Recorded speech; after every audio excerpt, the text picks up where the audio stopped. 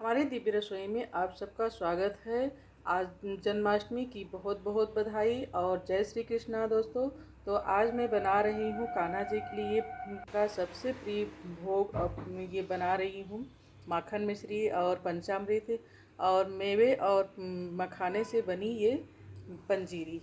ये प्रसाद बनकर झटपट 10 मिनट में तैयार हो जाता है। आप सब भी इस तरह से घर में सारी चीज़ों से ये प्रसाद बनाकर तैयार कर सकते हैं। और वीडियो रेसिपी अच्छी लगे तो लाइक और शेयर करिएगा। अभी तक हमारा चैनल आपने सब्सक्राइब नहीं किया है तो प्लीज़ सब्सक्राइब ज़रूर करिएगा और वीडियो को अंत तक ज़रूर देखिएगा, तभी आपको इस तरह का प्रसाद बनाने में समझ में आएगा। तो ये देखिए, मैंने कुछ इस तरह से मेवे और सामग्री ले ली है और मिश्री को मैंने पीस कर ले लिया है। मैंने चीनी को नहीं इस्तेमाल किया है और प्रसाद में मिश्री ज़्यादा यूज होती है, तो इस तरह से मैंने सब ले लिया है। तो यहाँ पर मैं 3 चम्मच धनिया ली हूँ और इसको पहले कढ़ाई में इस तरह से रोस्ट कर लेंगे। और जब ये चटकने लगे तो इस तरह से हम इसको निकाल लेंगे ठंडे होने के लिए। फिर हम कढ़ाई में डालेंगे 1 चम्मच तेल घी और घी डालकर उसको मखाने डालकर इस तरह से हम रोस्ट कर लेंगे। और जैसे मखाने थोड़ा ब्राउन हो जाए तो इस तरह से निकाल लेंगे। फिर इसमें 1 चम्मच घी डालकर खरबूजे का बीज जो रहता है उसको हम भून लेंगे। वो चटकने लगे तो इसको हम निकाल लेते हैं। और इस तरह से जब इस गोल्डन हो जाए तो इसको भी निकाल लेंगे।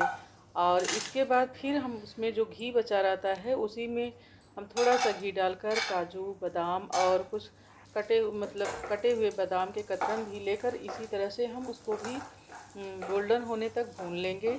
और ये भूनने से ये जो मेवे रहते हैं खाने में थोड़ा क्रंची रहते हैं और टेस्ट भी बढ़िया रहता है। तो इसी तरह से प्रसाद में मिलाने में स्वादिष्ट भी रहता है। तो इस तरह से मैंने सारे मेवे भून लिया है और भूनकर इनको निकाल दिया ठंडा होने के लिए। अब इसमें हम जो धनिया को भून कर रखे थे वो ठंडी हो गई है, इसको हम जार में डालकर पीस लिए हैं। तो इसको भी हम मेवे में ही मिला देंगे, ज़्यादा नहीं पीसना है, इसको थोड़ा दरदरा ही रखना है। इसको भी रख लिए हैं और फिर हम मखाने को भी इसे दरदरा पीस लेंगे। थोड़ा सा एक घुमाएंगे, थोड़ा सा बंद करके एक ही बार में, ये देखिए बहुत अच्छे से पिस जाता है। तो इस तरह से दोस्तों अब हम कढ़ाई में डालेंगे थोड़ा सा 2 चम्मच घी और घी डालकर हम नारियल के कतरन काट लिए थे उनको हम इस तरह से गोल्डन कलर में भून लेंगे। ये जब गोल्डन हो जाते हैं उलट पलट कर तो उनको निकाल लेंगे। इनमें ज़्यादा घी नहीं लगता है और ये आसानी से भुन भी जाते हैं। फिर हम धनिए उसी बचे हुए घी में जो धनिया पिसी थी उसको डाल देंगे और डालकर इसको अच्छी तरह से भून लेंगे। धनिए को हम पहले ही भून चुके हैं, वो रोस्ट हुई है और इसको ज़्यादा भूनना नहीं है। घी में थोड़ा सा इस तरह से मिक्स करते हुए 1 चम्मच हम चिरौंजी डाल दिए हैं, डालकर इसको भी इसी तरह से भून लेंगे और वो कढ़ाई फिर हम निकाल लेंगे। अब सारी चीज़ों को इस तरह से हम मेवे में डालकर इसको मिक्स कर देंगे। अब इसी में हम जो पिसी हुई मिश्री है 2 चम्मच हमने मिश्री डाल दिया है और मिश्री डालकर इसको अच्छी तरह से मिला देंगे। इस तरह से हमारी ये मखाने और मेवे वाली पंजीरी बनकर तैयार हो जाती है।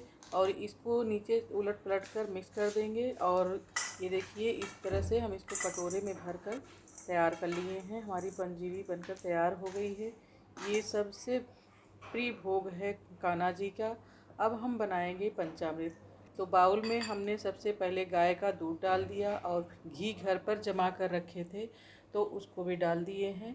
आप बाज़ार से भी दही ले सकते हो और घी डालकर और मिश्री डालकर फिर इसमें हम पंचमेवे डाल दिए, चिरौंजी और गरी और काजू बादाम नारियल और किशमिश और मखाने डालकर इनको अच्छी तरह से मिक्स कर दीजिए। 1 चम्मच गाजर डाल दीजिए और फिर तुलसी के पत्ते डालकर ये पंचामृत तैयार हो गया है।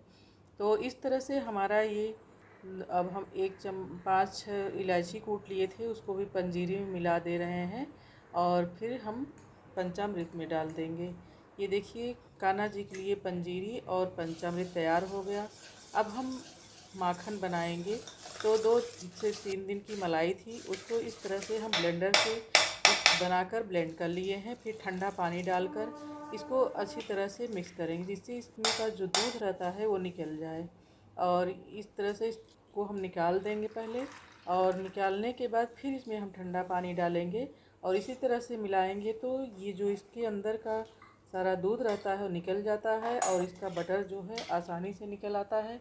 और ये देखिए इसमें हम मिश्री डालकर और मिक्स कर दिए तो ये हमारा माखन मिश्री बनकर तैयार हो गया है।